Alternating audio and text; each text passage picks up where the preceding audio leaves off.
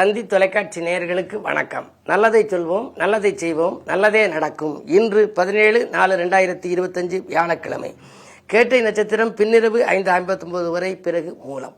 இன்றைக்கு நான் உங்களுக்கு சொல்ல இருக்கிற நல்ல கருத்து, ஒரு குழந்தை பேரு கிடைக்கிறதுலேருந்து அதனுடைய ஆயுள் நீடிப்பு அந்திய காலம் வரைக்கும் பரிகார ஸ்தலங்கள் இருக்குது. அது தேர்ந்தெடுத்து நம்ம போகணும். அப்படி போகிற போது நமக்கு அனுகூலம் தரக்கூடிய நாள், யோக பலம் பெற்ற நாள், தாராபலம் பெற்ற நாள் பார்க்கணும்.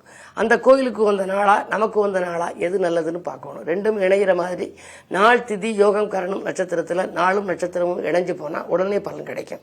இப்போ பிள்ளை பிறக்கணும் அப்படின்னா திருக்கருகாவூருக்கு போங்க அப்படிம்பாங்க. திருக்கருகாவூருக்கு நான் ஒரு 150-200 முறை போயிருக்கேன். நிறைய பேரை கூட்டிக்கிட்டு போயிருக்கேன். ஆனால் போயிட்டு வந்ததுலேருந்து கன்சீவ் ஆகி எத்தனையோ பேருக்கு பிறந்திருக்கு. 62 வருஷத்துக்கு அப்புறம் கூட ஒருத்தருக்கு குழந்தை பிறந்திருக்கு.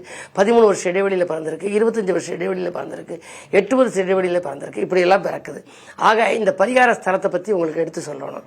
கருவளர் சேரி அப்படின்னு ஒன்று இருக்கு. அங்கே போனால் கரு வளர்வதற்கு முதல்ல இந்த கருவே வளரலை, அபாசனம் ஆகிக்கிட்டே இருக்குன்னா கருவளர் செடிக்கு போகணும். அங்கே போனால் தான் போய் வழிபாடு, சிறப்பு வழிபாடுகளை முடிச்சு வந்தால் கரு வளரும். சரி, அதுக்கப்புறம் கரு வளர்ந்து உண்டாயிருச்சு. அப்போ அந்த குழந்தை பிறக்கணும்னா சுகப்பிரசவமாக எங்கே போகணும்? தஞ்சை மாவட்டத்தில் திருக்கருகா ஒன்று இருக்குது. முல்லைவனநாதர் கற்பரட்சா அம்பிகைன்னு அற்புதமான கஷேத்திரம். அங்கே போய் அங்கே முறைப்படி செய்து அபிஷேக ஆராதனைகள் செய்து யோகபலம் பெற்ற நாளில் போயிட்டு வழிபட்டு வரணும். சரி, அந்த பிள்ளைக்கு நோய் நொடிகள் வராமல் இருக்கணும்னா அதுக்கு பக்கத்திலே வைத்தீஸ்வரன் கோயில் இருக்குது, தையல் நாயகி. அந்த தையல் நாயகி அம்மன்கிட்ட போய் நீங்கள் எதை கேட்டாலும் கொடுக்கும். தாய் என்று கேட்டவுடன் கொடுப்பதனால் தன்னை தாய் என்று சொல்லி வைத்தார். தலைமகனின் சன்னதியில் கலைமகளின் அருளாலே தமிழ்வாடி வரங்கள் பெற்றார். சேயொன்று எதிரிலே கதறுவது கேட்காமல் செவிமூடி நிற்கலாமோ, சிறுபிள்ளைகள் இருந்தாலும் மன்னித்து அருள் காட்டும் தேவியவள் நீ அல்லவோன்னு சொல்லி தையல் நாயகி பாமாலை ஒரு 40 ஆண்டுகளுக்கு முன்னாலே நான் எழுதினேன். இன்றைக்கு அது சீடியாவெல்லாம் வெளிவந்திருக்கு. பொதுவாக அந்த தையல் நாயகி சன்னதிக்கு போய் நீங்கள் நின்று கும்பிட்டாலே வைத்தீஸ்வரன், வைத்தியம் பார்க்குறவர் வைத்தீஸ்வரர், அவருடைய துணைவராக இருப்பவர். அந்த கோயிலுக்கு ஒரு முறை போயிட்டு வந்தாலே உடல் ஆரோக்கியம் சீராகுமா. மருத்துவம் பாதி, ஆன்மீகம் பாதி. எனவே இதுக்கு போயிட்டு வந்த பிறகு நீங்கள் நோய் நொடிகள்ங்கிறதுக்கு வைத்தியம் பார்த்தாலும் கூட அந்த வைத்தியம் பலன் கொடுக்குமா. ஆக நோயற்ற வாழ்வுக்கு வைத்தீஸ்வரன் கோயில். சரி, நோயற்ற வாழ்வு வர்ற பிள்ளை அறிவுள்ள பிள்ளையா இருக்கணும்ல, கல்வி கற்கணும்னா எந்த கோயில் போகணும்? அப்படியே வர்ற வழியில் கூத்தான்னு ஒன்று இருக்குது. ஒட்டக்கூத்தருக்கு அருள் வழங்கிய சரஸ்வதி ஸ்தலம். அந்த கூத்தானூர் சரஸ்வதி கோயிலில் தேன் விற்கிறாங்க. அந்த தேனை பெற்றோர்கள் எடுத்து தொட்டு பிள்ளையினுடைய நாக்கில் வைக்கணும். அந்த பேனா, பென்சில், அந்த கொண்டுகிட்டு போகிற பொருட்கள், எழுதுகோள்கள், அந்த எழுது பொருட்களை சன்னதியில் வச்சு கும்பிட்டு அவங்க கையினால் கொடுக்க சொல்லுவாங்க. அப்படி கொடுக்குற போது அதை வாங்கினா அன்னையிலேருந்து கலைவாணியினுடைய அருள் கிடைச்சிருமா. ஆகையினாலே தான் அந்த அம்மா கலைவாணி தினம் சுகமாய் அருள்வாயினி, சிம்மாசனமாய் என் நாவினிலே தினமும் அமர்வாயினி. ஏது படித்து விட்டேன், எதை நான் பிடித்து விட்டேன், உன் பாதம் பிடித்து விட்டேன், அதனால் பாடல் படித்து விட்டேன்னு ஒரு கவிஞர் பாடல் எழுதியிருந்தார். அதனால சரஸ்வதி கடாட்சம் இருந்துச்சுன்னா என்ன வேணுமாலும் செய்யலாம். சரஸ்வதி சபதம்ங்கிற திரைப்படத்தில் கூட நீங்கள் பார்த்துருப்பீங்க. சாதாரண மனிதனையும் சக்கரவர்த்தியாக்க மாற்றுக்கிற ஆற்றல் அந்த சரஸ்வதி தேவிக்கு உண்டு. கல்வி வளர அங்கே போய் கும்பிடுவாங்க. இப்படி தொடர்ந்து அதுக்கு அடுத்தது வாழ்க்கையில் வெற்றி பெற, செல்வம் பெற, கடன் சுமை குறைய, வேலை கிடைக்கவெல்லாம் வரிசைக்கு ஸ்தலங்கள் இருக்குது. அவற்றை பற்றியெல்லாம் இந்த தந்தி தொலைக்காட்சியிலே உங்களுக்கு தொடர்ந்து சொல்வேன் என்று சொல்லி இனி இந்திய ராசி பலன்களை இப்பொழுது உங்களுக்கு வழங்கப் போகின்றேன்.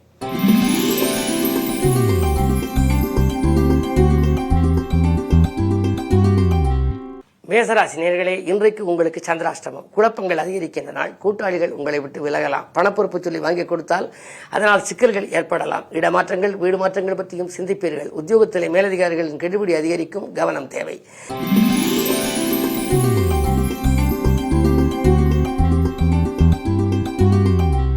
ரிஷபராசினியர்களே, ராசியிலேயே குரு இருக்கின்றார். லாபஸ்தானத்திலே புதன், சுக்கிரன். எனவே இன்றைக்கு ஆடை, ஆபரண, அலங்கார பொருட்கள் உங்களுக்கு வாங்கும் யோகம் உண்டு. மன உறுதியோடு செயல்பட்டு மற்றவர்களை ஆச்சரியத்தில் ஆழ்த்துவீர்கள். மாற்று கருத்துடையோர் மனம் மாறுவார்கள். கூட்டு முயற்சியிலிருந்து விலகி தனித்து இயங்கலாமா என்று கூட நீங்கள் சிந்திப்பீர்கள். குரு பகவான் அருள் இருப்பதனாலே நீங்கள் செய்யும் முயற்சிகளில் வெற்றி கிடைக்கும்.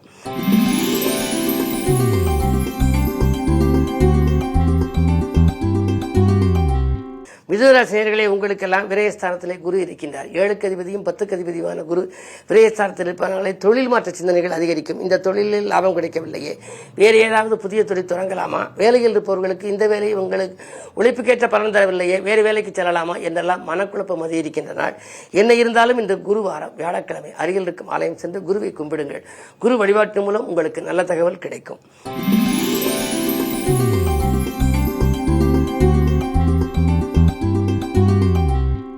கடகராசி நேயர்களே, ராசியிலேயே செவ்வாய் முன்கோபம் உங்களுக்கு அதிகரிக்கலாம். செவ்வாய் பலம் நன்றாக இருந்தால் தைரியக்காரகன் என்று சொல்வார்கள். அது நீச்சம் பெற்றிருந்தாலும் செவ்வாய் என்ற காரணத்தினாலே உங்களுக்கு தைரியமும் தன்னம்பிக்கையும் அதிகரிக்கும். முன்கோபத்தின் காரணமாக முன்னேற்றத்தில் சில முட்டுக்கட்டைகள் கூட வரலாம்.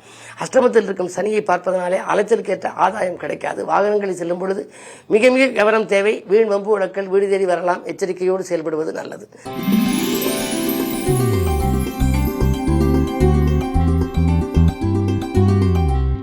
சிம்மராசி நேயர்களே, கண்டகச்சனியின் ஆதிக்கம் ஒருபுறம், யோகம் தரும் செவ்வாய் நீச்சம்.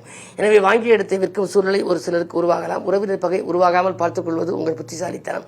இடமாற்றங்கள் வீடு மாற்றங்கள் வரலாம். உத்தியோகத்தில் கூட மேலதிகாரிகள் உங்களுடைய திறமைக்குரிய அங்கீகாரத்தை வழங்க மாட்டார்கள். என்ன இருந்தாலும் பாடுபட்டதுக்கேற்ற பலன் கிடைக்காத நாள் இந்த நாள்.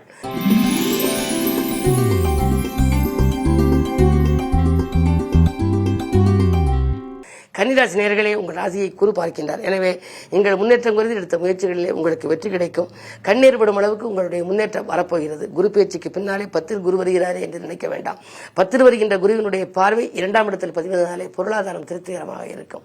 குரு பேச்சு வரை கொஞ்சம் பொறுமையாக இருக்க வேண்டும். இப்பொழுது பகை வீட்டிலிருந்து பார்க்கிறார் என்றாலும் கூட குருவும் சுக்கிரனும் பரிவர்த்தனை யோகத்தோடு பார்ப்பதனாலே இன்றைக்கு வீட்டுக்கு தேவையான விலை உயர்ந்த பொருட்கள் வாங்குவதிலே கவனம் செலுத்துவீர்கள். அது மட்டுமல்ல, கட்டிய வீடு பாதியில் இருக்கிறது என்ற கவலை அகலும். மேலும் மனை கட்டும் யோகம் அல்லது கட்டிய வீட்டை பழுது பார்க்கும் யோகம் உண்டு. இந்த நாள் நல்ல நாள்.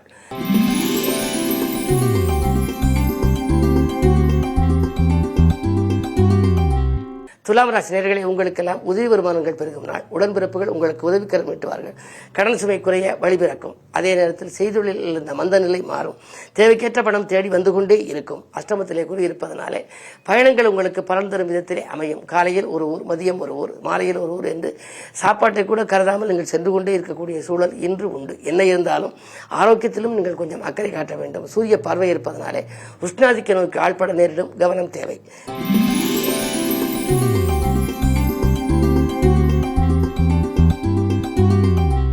விருச்சிக ராசி நேயர்களே, உங்கள் ராசியிலேயே சந்திரன் குரு பார்க்கின்றார். குருச்சந்திர யோகம் இருப்பதனாலே நீங்கள் தொட்ட காரியங்கள் எல்லாம் வெற்றி கிடைக்கும். ஆதாயம் தரும் தகவல் அதிகாலையிலேயே கிடைக்கும். அன்பு நண்பர்கள் ஆதரவு கரம் நீட்டுவார்கள். சமூகத்தில் உயர்ந்த அந்தஸ்து படைத்தவர்களின் சந்திப்பு கிடைக்கும். புதிய முயற்சிகளில் எல்லாம் நீங்கள் ஈடுபட்டு அதில் வெற்றி காண்பீர்கள். அது மட்டுமல்ல, புகழ் கூடும், பொருளாதார நிலை உயரும். இந்த நாள் நல்ல நாள்.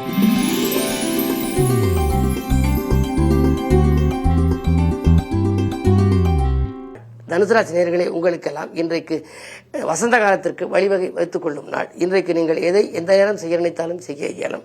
உங்களுடைய ராசிக்கு 12 சந்திரன், 8க்கு அதிபதி 12 இருக்கின்ற பொழுது கெட்டவன் கெட்டிடும் ராஜயோகம் என்பதற்கு ஏற்ப இன்றைக்கு நீங்கள் நினைக்க இயலாத அளவுக்கு சில நல்ல காரியங்கள் நடைபெறப் போகிறது. இது நடக்குமா நடக்காதா என்று சிந்திப்பீர்கள். ஆனால் அது நடைபெற்றுவிடும். பிள்ளைகளாலும் உங்களுக்கு பெருமைகள் உண்டு. கல்யாணம் போன்ற சுபகாரியங்கள், பெற்றோர்களின் மணி விழாக்கள், முத்து விழாக்கள் போன்றவைகள் நடைபெறலாம். கிரகப்பிரவேசம் நடைபெறுவதற்கான அறிகுறிகள் கூட தென்படும். இந்த நாள் நல்ல நாள்.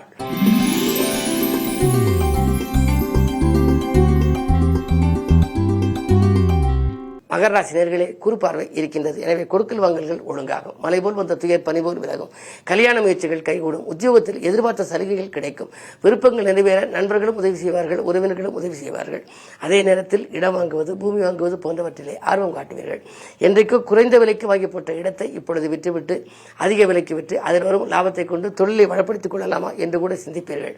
அதற்கு மாற்றினத்தவர்களின் ஒத்துழைப்பு உங்களுக்கு கிடைக்கும். இந்த நாள் நல்ல நாள்.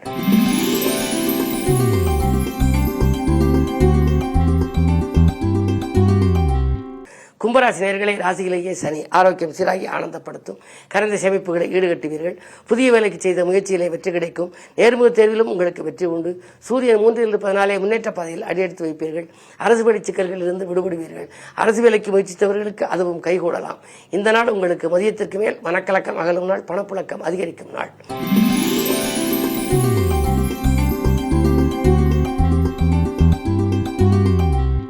மீனராசி நேயர்களே, உங்களுக்கெல்லாம் புத சுக்கிர யோகம் இருக்கின்றது. பொருளாதார நிலை உயரும்.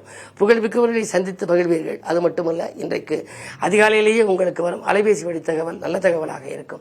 அயல்நாடு சென்று பணிபுரிய வேண்டும், நம்மோடு பணிபுரிபவர்கள் எல்லோரும் சென்று வந்து விட்டார்களே, நமக்கு அந்த வாய்ப்பு வரவில்லையே என்று கவலைப்பட்டவர்களுக்கு உத்தியோக ரீதியாக அந்த வாய்ப்புகள் வரலாம். அது மட்டுமல்ல, சுக்கிரபலம் நன்றாக இருப்பதனாலே வீட்டுக்கு தேவையான விலையுயர்ந்த பொருட்களை வாங்குவதிலும் கவனம் செலுத்துவீர்கள். பயணம் பலன் தருவதாக இருக்கும்.